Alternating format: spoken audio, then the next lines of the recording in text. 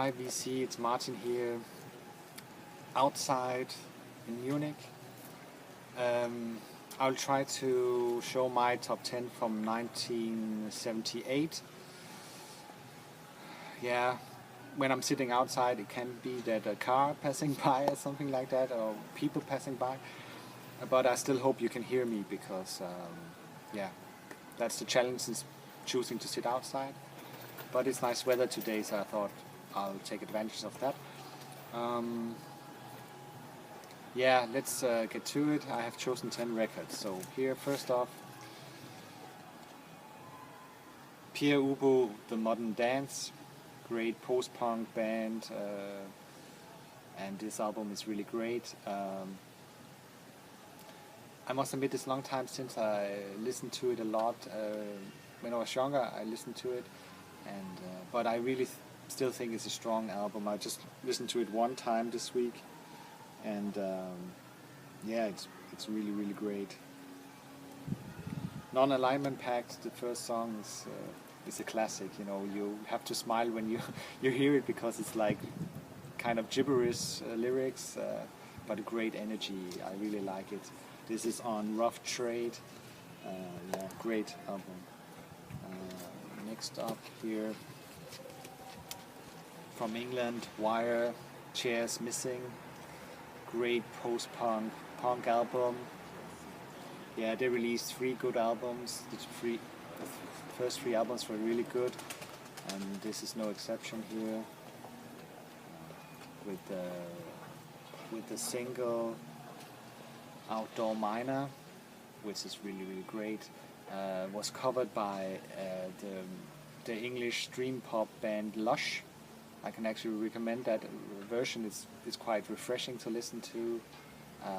Yeah, it's a good cover.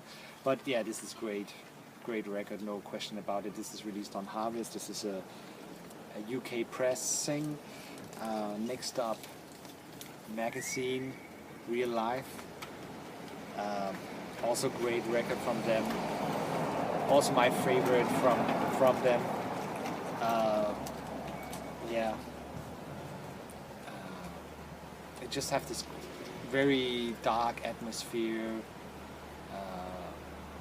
and yeah, for me it's really hard to describe this album in a way, but I really like it. This is on, what is it on actually? Virgin Records. Yeah. Next up, we go to Germany. Classic album from Kraftwerk. Was already shown, of course, iconic cover art, great songs, and highly influential on all kinds of music. You know, it's hard to imagine today's music without Kraftwerk in a way. I'm not sure it's my favorite, but of course it's up there, top 3. I really like Computer Welt as well. I think Computer Welt have really cool moments, very funny and great lyrics. That is also very is kind of relevant today as well. They are addressing problems that are even more important today, which I find very interesting. They're quite ahead of their time. Yeah, so if you don't know Computer Welt, please check it out, because I personally think it's one of the best albums they made. Next up, already shown as well, Funkadelic, One Nation Under a Groove. It's also highly influential, hard to imagine R&B, modern R&B without this record. When you listen to it, this is great cover art here. When you listen to it, you can really, as I also say here, R&B. It's hard to imagine R&B without this. Really, it's when you think about how R&B sounds in the end of the 80s, early 90s. This must be a reference point, I think. But a great album. The title track is great, but yeah, the whole record is really great, really funky and funny. Yeah, I really like it. Very cool. Next up, Talking Heads. what is it called? I always forget. More songs about buildings and food. Long title. I always forget what it's called. I don't know why. Also, a little bit hard to describe this album. It's in a way very pop, but still very complex. It's I really like it. I think also probably their best album. Remain in Light is also really good, but a little bit more difficult to listen to. They're going more in the world music direction. This is on Sire, and it's American pressing. Beautiful, great record from them. Up next here, White and Blue. This is a jazz album with Chris Heinze, the flutist, Ziggy Swab is on guitar, Eberhard Weber on double bass, and Lala Kovacek on drums. I don't know if I pronounce him right. Kovacek, maybe, on drums. And this is how they look like. This is a really, really good jazz album in my opinion. Very diverse. It's contemporary jazz, but with some funk, in kind of subtle funk elements, and also world music. I think it has a lot to do with Chris Heinze's flute, but I can really highly recommend it. It's really an enjoyable listen. Probably not the best jazz record, definitely not the best jazz record ever made, but it's really enjoyable to listen to. Highly recommend it from my side. Then next up, a reggae album, Roots Reggae, from Ayaman Levy, Hali Aihim, Chapter 1. This is a very, in a way, a very spiritual, highly spiritual album. Yeah, he converted to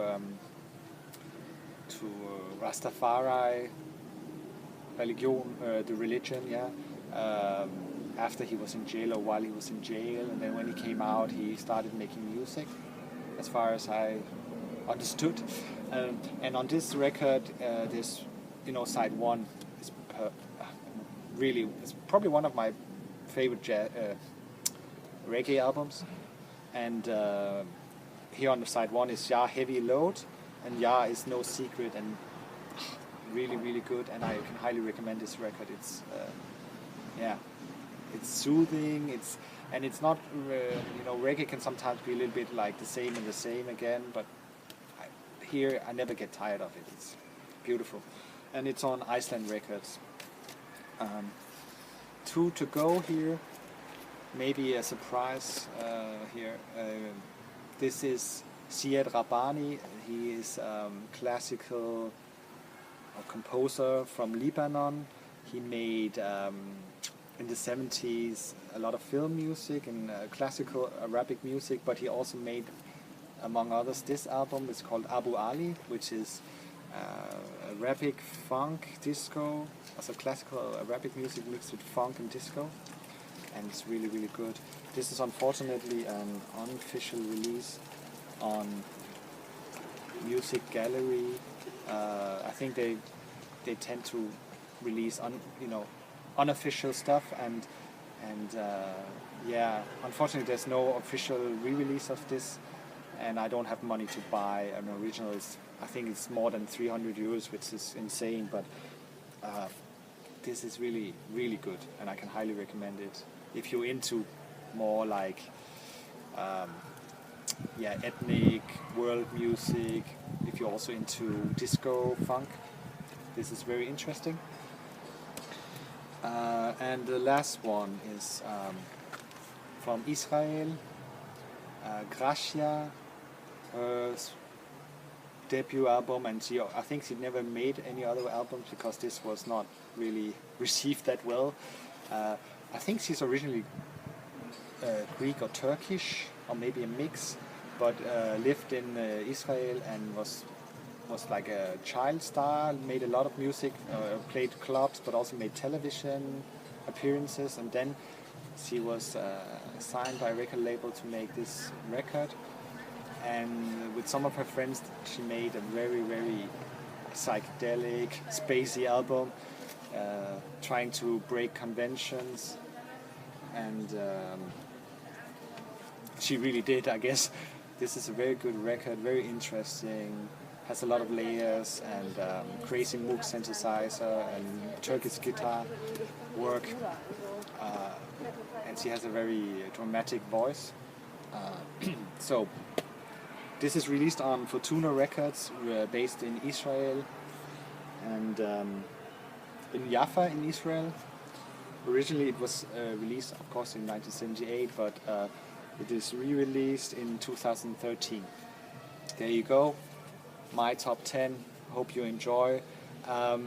Yeah, feel free to comment and subscribe, of course.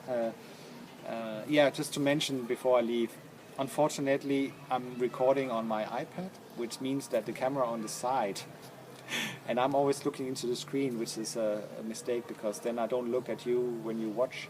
I'll try to find another option, but at the moment it looks a little bit strange that I cannot look straight into the camera, but I will try to fix that. So yeah, but I hope you enjoyed the video anyway, and see you soon. Ciao.